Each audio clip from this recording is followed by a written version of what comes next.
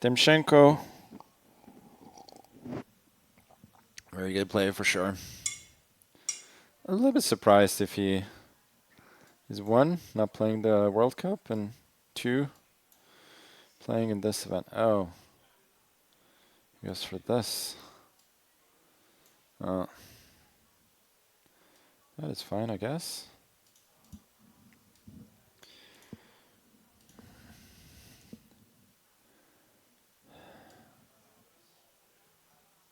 I don't know if h6 is a move. This seems reasonable.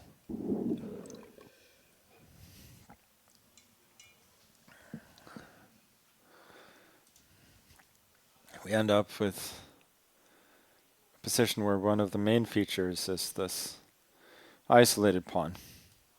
Let's go a6 as well. The idea is to, if he goes for takes and b4, I drop my bishop back to a7, which seems to be a better square than b6, where it can be harassed by the knight.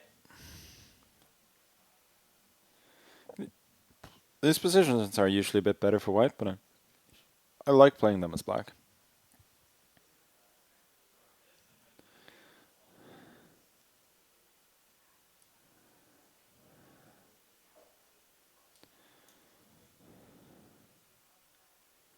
I don't love, like usually people go for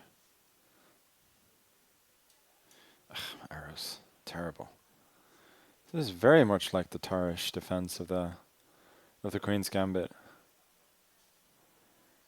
Except that there's a pawn on c2 instead of e2. Usually that's favorable to black, since the pawn on e2 kind of defends the queen side, the king side a little bit better.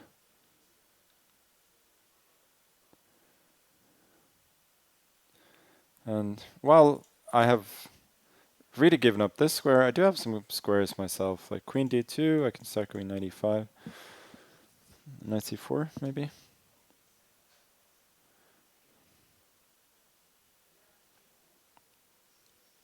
So it's a bishop d7 sometimes, which is an idea that you have from the Tarrasch defense.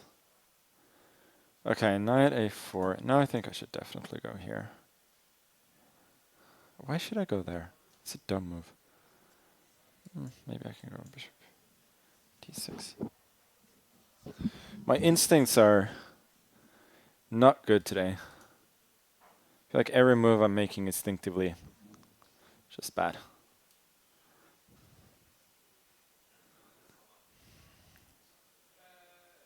Queen c8, takes, bishop h3. We're going to get the square on g4. Should be fine. Unless he has some tactics, but I don't quite see it. Like sometimes in the Tarrasch, you just, put the bishop here. Let white take the pawn, because h3 is hanging. You go bishop g4 first, force h3, then you go back. Maybe I mentioned that earlier. I don't even remember.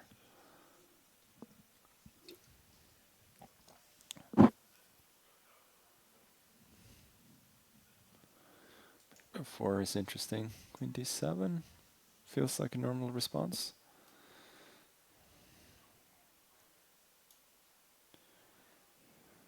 You don't defend against threats, you know?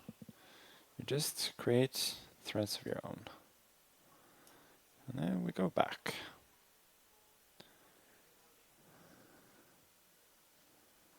Asking, I was going to say the Russian Grandmaster to move his bishop, but he is representing Slovenia now.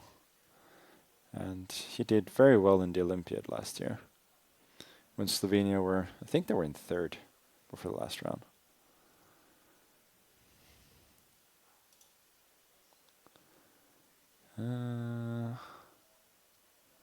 Let's go here.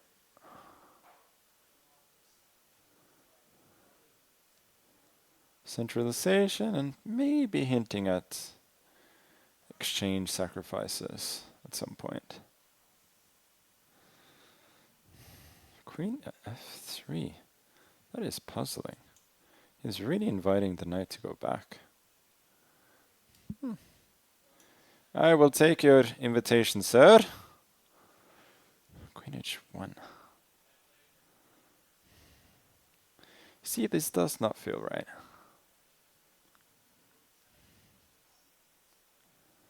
Knight d3. There should be something here. Maybe I'll start with bishop c5. Maybe that just invites trades on the other hand. Damn it. There, bishop f4, bc4, and then knight c4. That seems to work for me. Oh, it doesn't.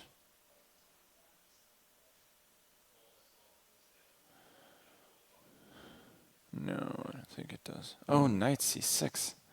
I 100% missed that.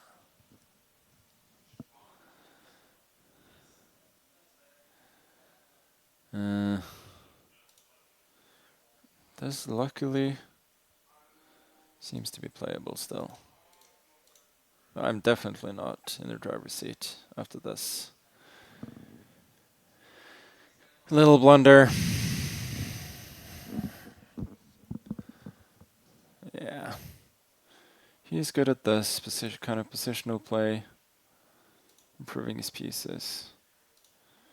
Here, BC, bishop e6 maybe. Here, maybe fe6, and I'm winning this. a3 is hanging. Maybe have a little something something.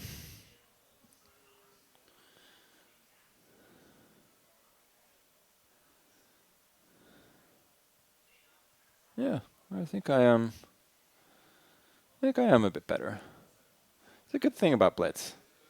It exposes you for making these evaluations that you constantly change. So commentary is naturally going to be a bit of a stream of conscience. And then, because you will change your mind very quickly, it makes you sound a bit silly sometimes. Okay, let's take. And queen a4.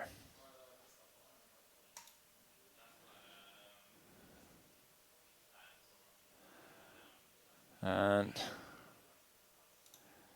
I am both somewhat better. And there's a very serious chance that another opponent is going to be taken straight to Flagtown. Queen, king d5. Uh-oh, that was my trap. Now he loses on the board. Actually, maybe he doesn't. King d5, and then king e4. Now I think he loses for sure. Okay, let's take the pawn. Maybe he could have gotten the king to f5. And then he was not 100% clear. Now I think it is completely clear.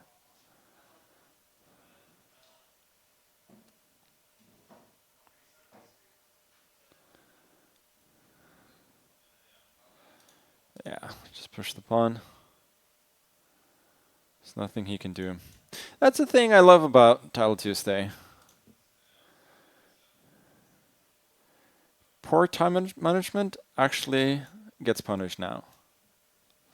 To a much larger degree than it did before.